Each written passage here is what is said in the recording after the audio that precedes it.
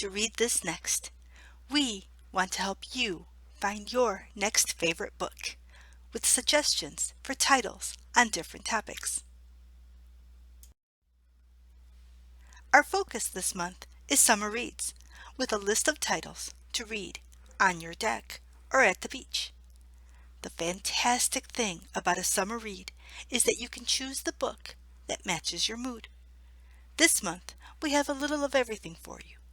Happy endings, mysteries, historical fiction, great book club choices, and thrillers that will keep you turning pages until you get to the very end of the book.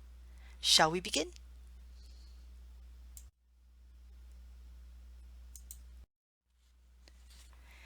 If you're looking for an optimistic book and want to feel cooler on a hot summer day, why not visit Antarctica in How the Penguin Saved Veronica by Hazel Pryor. When Veronica, who's in her 80s, finds her own diaries from when she was a teenager, she decides to reconnect with her estranged family rather than continuing to live alone on her Scottish estate. Her meeting with her 27-year-old grandson Patrick is such a disaster, however, that she writes off the whole idea and decides to leave her millions to the penguins in Antarctica instead. This, of course, requires that she go there herself, whether the research scientists want her there or not.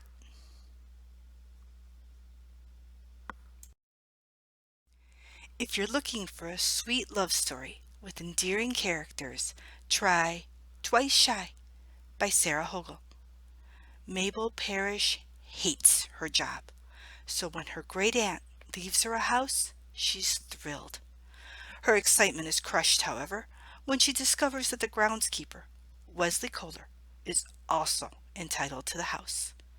He's the man she had thought she was in an online relationship with, until she discovered that one of her co-workers was catfishing her.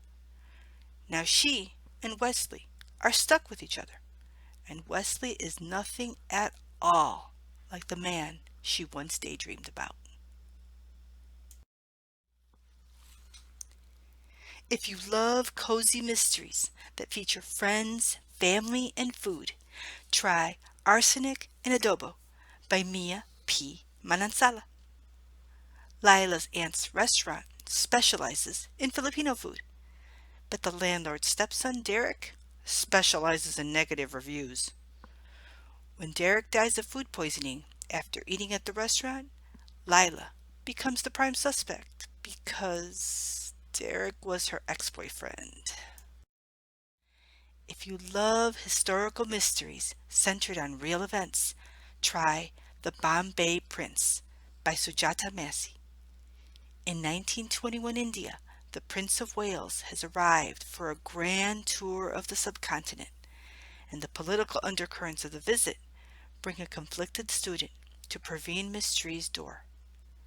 As Bombay's first and only female solicitor, Praveen empathizes with her client, Frenny, who represents a group of students who don't want to participate in the mandatory parade. When Frenny is later found murdered, Praveen has to solve the crime while trying to keep her own family safe in a city engulfed in turmoil. For another story that takes place in the 1920s, this one set in a Chicago drenched in glamour, danger, and jazz, try Wild Women in the Blues by Denny S. Bryce. Sawyer Hayes is desperate to finish his thesis on silent film director Oscar Micheaux, convinced that doing so will help him stop seeing his dead sister's ghost. But he needs the help of Honorée Delacour. She isn't inclined to talk to him about the controversial director or about her own past.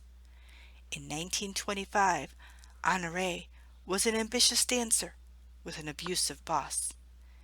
In order to learn more about the director, Sawyer is going to have to reveal a lot about himself. For a story about friendship and loyalty among women from very different worlds. Try The Rose Code by Kate Quinn.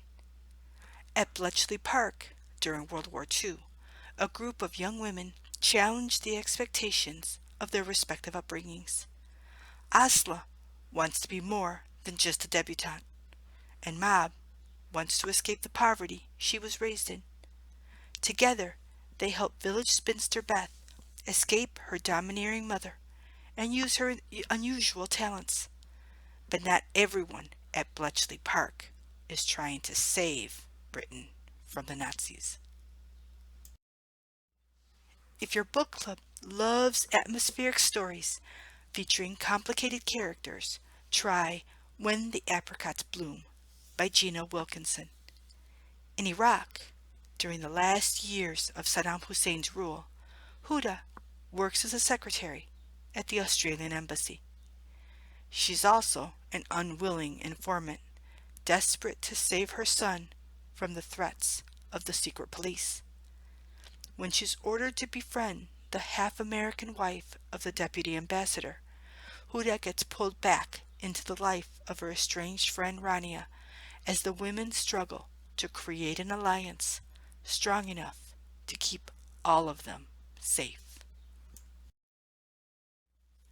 If your book club loves stories that pull you in gradually until you're thoroughly immersed in the lives of the characters, try The Dictionary of Lost Words by Pip Williams.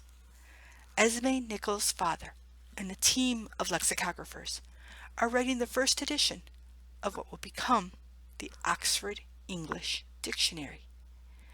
But Esme thinks they're leaving out too many words, so she begins collecting the words they reject.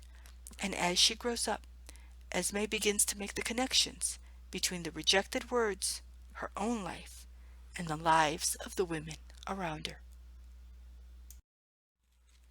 If you love suspending disbelief in exchange for a page-turning, suspenseful read, try Mother May I by Jocelyn Jackson. Bree Cabot's luxurious life in Atlanta is so far from her poor, rural upbringing, she can barely believe it. But her past crashes into her life when her baby son is kidnapped while her lawyer husband Trey is out of town on business. The kidnapper's conditions require that she tell neither her husband nor the police, but Bree is so desperate she secretly contacts an investigator at Trey's firm to help her out of a nightmare that is becoming more and more personal.